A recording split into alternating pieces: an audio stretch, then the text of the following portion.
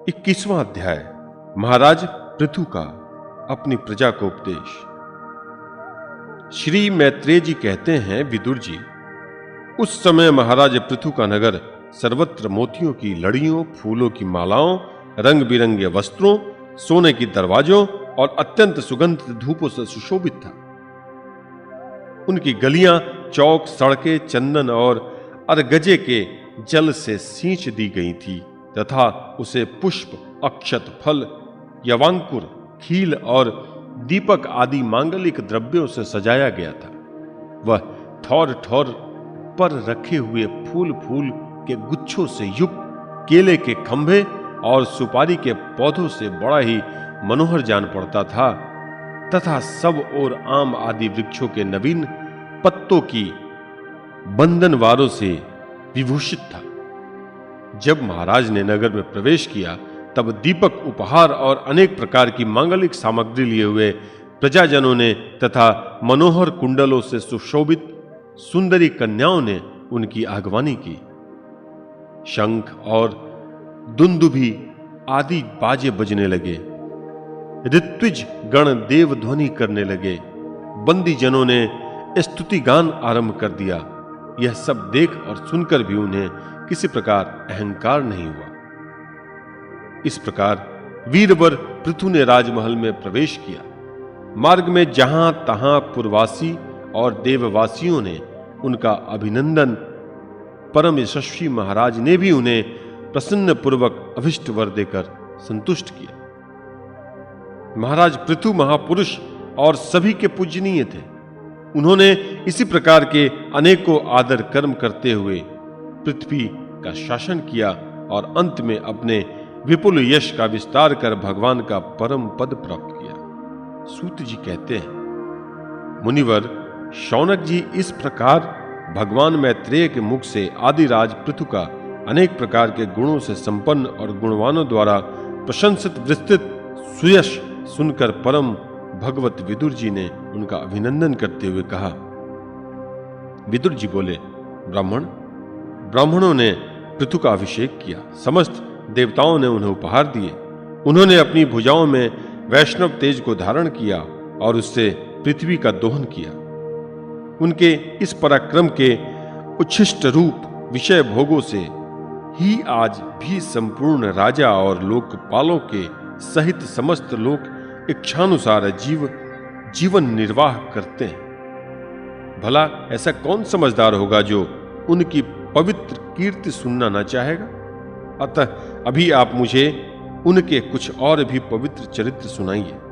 श्री मैत्रेय जी ने कहा, साधु श्रेष्ठ विदुर जी, महाराज पृथु गंगा और यमुना के मध्यमवर्ती देश में निवास कर अपने पुण्य कर्मों के यक्ष की इच्छा से प्रारब्धवश प्राप्त हुए भोगों को ही भोगते हैं। ब्राह्मण वंश और भगवान के संबंधी विष्णु भक्तों को छोड़कर उनका सातों द्वीपों के सभी पुरुषों पर अखंड एवं अबाध शासन था। एक बार उन्होंने एक महासत्र की दीक्षा ली। उस समय वहां देवताओं, ब्रह्मर्षियों और राजर्षियों का बहुत बड़ा समाज एकत्र हुआ। उस समाज में महाराज पृथु ने उन पूजनीय अतिथियों का यथा योग्य सत्कार किया और फिर उस सभा में नक्षत्र मंडल में चंद्रमा के समान खड़े हो गए। उनका ऊंचा शरीर, भुजाएं भरी और विशाल, रंग गोरा, नेत्र कमल के समान सुंदर, अरुण वर्ण, नासिका सुधर, मुख मनोहर, स्वरूप सौम्य, ऊंचे कंधे और मुस्कान से युक्त, दंड पंक्ति सुंदर थी। उनकी छाती चौड़ी, कमर का पिछला भाग स्थूल और उदर पीपल के पत्ते के समान सुडौल तथा बल पड़े हुए होने से और भी सुंदर जान पड़ता था। नाभि भंवर के समान गंभीर थी। शरीर तेजस्वी था। जंघाएं स्वर्ण के समान देदीप्यमान थी तथा पैरों के पंजे उभरे हुए थे। उनके बाल बारीक, घुंघराले, काले और चिकने थे। गर्दन शंख के समान उतार चढ़ाव वाली तथा रेखाओं से युक्त थी और वे उत्तम बहुमूल्य धोती पहने और वैसी ही चादर ओढ़े थे। दीक्षा के नियमानुसार उन्होंने समस्त आभूषण उतार दिए थे। इसी से उनके शरीर के अंग प्रत्यंग की शोभा अपने स्वाभाविक रूप में स्पष्ट झलक रही थी। वे शरीर पर कृष्ण मृग का चर्म और हाथों में कुशा धारण किए हुए थे। इससे उनके शरीर की कांति और भी बढ़ गई थी। वे अपने सारे नित्य कृत्य यथाविधि संपन्न कर चुके थे। राजा पृथु ने मानो सभी सभा को हर्ष से सराबोर करते हुए अपने शीतल एवं स्नेहपूर्ण नेत्रों से चारों ओर देखा और फिर अपना भाषण प्रारंभ किया। उनका भाषण अत्यंत सुंदर, विचित्र पदों से युक्त, स्पष्ट, मधुर, गंभीर एवं निशंक था। मानो उस समय वे सबका उपकार करने के लिए अपने अनुभव का ही अनुवाद कर रहे हैं। राजा पृथु ने कहा, सज्जनों, आपका कल्याण हो। आप महानुभाव जो यहां पधारे हैं, मेरी प्रार्थना सुने। जिज्ञासु पुरुषों को चाहिए कि संत समाज में अपने निश्चय का निवेदन करें। इस लोक में मुझे प्रजाजनों का शासन, उनकी रक्षा, उनकी आजीविका का प्रबंध तथा उन्हें अलग अलग अपनी मर्यादा में रखने के लिए राजा बनाया गया है। अतः इनका यथावत पालन करने में मुझे उन्हीं मनोरथ पूर्ण करने वाली लोगों की प्राप्ति होनी चाहिए जो वेदवादी मुनियों के मतानुसार संपूर्ण कर्मों के साक्षी श्री हरि के प्रसन्न होने पर मिलते हैं। जो राजा प्रजा को धर्म मार्ग की शिक्षा न देकर केवल उससे कर वसूल करने लगता रहता है, वह केवल प्रजा के पाप का ही भागी होता है और अपने ऐश्वर्य से हाथ धो बैठता है। अतः प्रिय प्रजाजन, अपने इस राजा का परलोक में हित करने के लिए आप लोग परस्पर दोष दृष्टि छोड़कर हृदय से भगवान को याद रखते हुए अपने अपने कर्तव्य का पालन करते रहिए, क्योंकि आपका स्वार्थ भी इसी में है और इस प्रकार मुझ पर भी आपका बड़ा अनुग्रह होगा। विशुद्ध चित्त देवता, पितर और महर्षिगण, आप भी मेरी इस प्रार्थना का अनुमोदन कीजिए, क्योंकि कोई भी कर्म हो, मरने के अनंतर उसके कर्ता, उपदेष्टा और समर्थक को उसका समान फल मिलता है। माननीय सज्जनों, किन्हीं श्रेष्ठ महानुभावों के मतों में कर्मों का फल देने वाले भगवान यज्ञपति ही हैं, क्योंकि इहलोक और परलोक दोनों ही जगह कोई कोई शरीर बड़े तेजों में देख जाते हैं। मनु, उत्तानपाद, महीपति, ध्रुव राजर्षि, प्रियवत, हमारे दादा अंग तथा ब्रह्म, शिव, प्रहलाद, बलि और इसी कोटि के अन्य महानुभावों के मत में तो अर्थ, धर्म, काम, मोक्ष रूप चतुर्वर्ग तथा स्वर्ग और अपवर्ग के स्वाधीन नियामक कर्म फलदायक रूप से भगवान गदाधर की आवश्यकता है ही। इस विषय में तो केवल मृत्यु के दौहित्र, वेन आदि कुछ सोचनीय और धर्म विमूढ़ लोगों का ही मतभेद है। अतः उसका कोई विशेष महत्व नहीं हो सकता। जिनके चरण कमलों की सेवा के लिए निरंतर बढ़ने वाली अभिलाषा उन्हीं के चरण संग से निकलती हुई गंगा जी के समान संसार ताप से संतप्त जीवों के समस्त जन्मों के संचित मनोबल और तत्काल नष्ट कर देने वाले हैं। जिनके चरण तल का आश्रय लेने वाला पुरुष सब प्रकार के मानसिक दोषों को धो डालता तथा वैराग्य और तत्व साक्षात्कार रूप बल पाकर फिर इस दुखमय संसार चक्र में नहीं पड़ता, और जिनके चरण कमल सब प्रकार की कामनाओं को पूर्ण करने वाले हैं, उन प्रभु को आप लोग अपनी अपनी आजीविका के उपयोगी वर्णाश्रमोचित आध्यापनादि कर्मों तथा ध्यान, स्तुति, पूजादि मानसिक, वाचिक एवं शारीरिक क्रियाओं के द्वारा भजें। हृदय में किसी प्रकार का कपट न रखें तथा यह निश्चय रखें कि हमें अपने अपने अधिकारानुसार इसका फल अवश्य प्राप्त होगा। भगवान स्वरूपतः विशुद्ध, विद्यानधन और समस्त विशेषणों के रहित हैं, किंतु इस कर्म मार्ग में जौ, चावल आदि विविध द्रव्य, शुक्ल आदि गुण, अवघात कूटना आदि क्रिया एवं मंत्रों के द्वारा और अर्थ, आशय, संकल्प, लिंग, पदार्थ, शक्ति तथा ज्योतिष्टोम आदि नामों से संपन्न होने वाले अनेक विशेषण गुण युक्त यज्ञ के रूप में प्रकाशित होते हैं।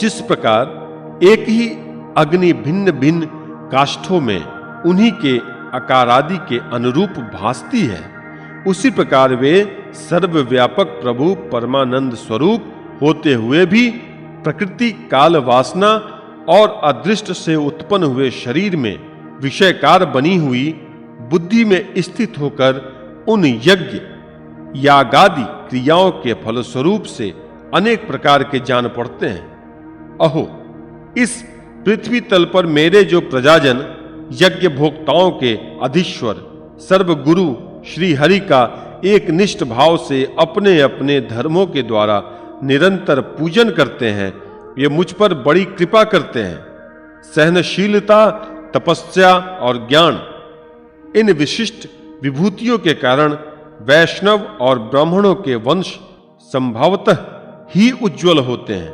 उन पर राजकुल का तेज, धन, ऐश्वर्य और समृद्धियों के कारण अपना प्रभाव न डालें। ब्रह्मादि समस्त महापुरुषों में अग्रगण ब्राह्मण भक्त पुराण पुरुष श्री हरि ने ही निरंतर इन्हीं के चरणों की वंदना करके अविचल लक्ष्मी और संसार को पवित्र करने वाली कीर्ति प्राप्त की है। आप लोग भगवान के लोक संग्रह रूप धर्म का पालन करने वाले हैं तथा सर्वांतर्यामी स्वयं प्रकाश ब्राह्मण प्रिय श्री हरि प्रिय वंश की सेवा करने से ही परम संतुष्ट होते हैं।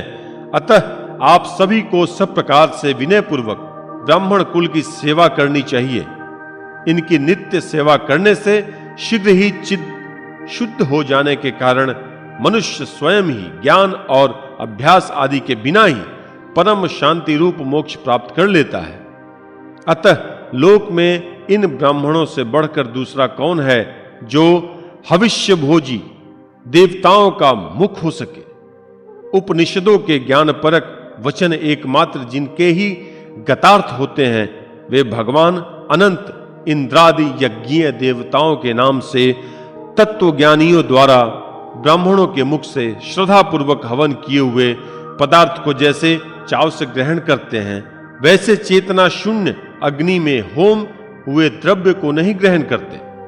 सभ्यगण, जिस प्रकार स्वच्छ दर्पण में प्रतिबिंब का भान होता है, उसी प्रकार जिससे इस संपूर्ण प्रपंचा का ठीक ठीक ज्ञान होता है, उस नित्य शुद्ध और सनातन ब्रह्म वेद को जो परामर्थ तत्व की उपलब्धि के लिए श्रद्धा, तप, मंगलमय आचरण, स्वाध्याय विरोधी वार्तालाप के त्याग तथा संयम और समाधि के अभ्यास द्वारा धारण करते हैं, उन ब्राह्मणों के चरण कमलों की धूलि को मैं आयुर्पर्यन अपने मुकुट पर धारण करूंगा, क्योंकि उसे सर्वदा सिर पर चढ़ाते रहने से मनुष्य के सारे पाप तत्काल नष्ट हो जाते हैं और संपूर्ण गुण उसकी सेवा करने लगते हैं।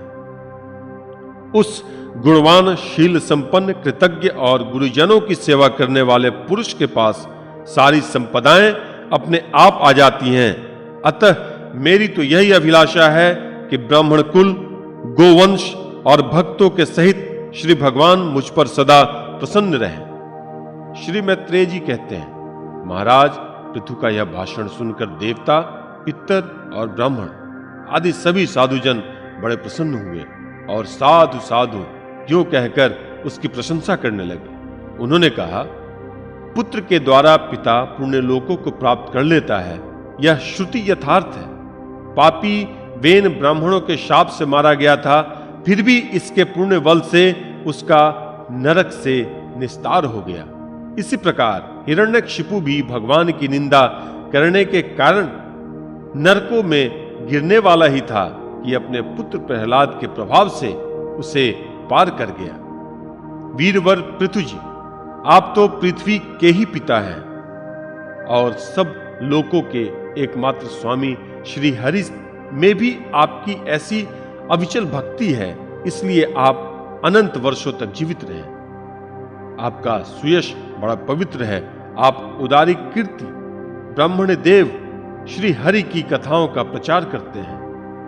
हमारा बड़ा सौभाग्य है आज आपको अपने स्वामी के रूप में पाकर हम अपने को भगवान के ही राज्य में समझते हैं। स्वामिन, अपने आश्रितों को इस प्रकार का श्रेष्ठ उपदेश देना आपके लिए कोई आश्चर्य की बात नहीं है, क्योंकि अपनी प्रजा के ऊपर प्रेम रखना तो करुणा में महापुरुषों का स्वभाव ही होता है। हम लोग प्रारब्धवश विवेकहीन होकर संसार राम से भटक रहे हैं। सो प्रभु, आज आपने हमें इस अज्ञानानंद कार से पार पहुंचा दिया है। आप शुद्ध सत्वमय परम पुरुष हैं, जो ब्राह्मण जाति में प्रविष्ट होकर क्षत्रियों की और क्षत्रिय जाति में प्रविष्ट होकर ब्राह्मणों की तथा दोनों जातियों में प्रतिष्ठित होकर सारे जगत की रक्षा करते हैं। हमारा आपको नमस्कार है।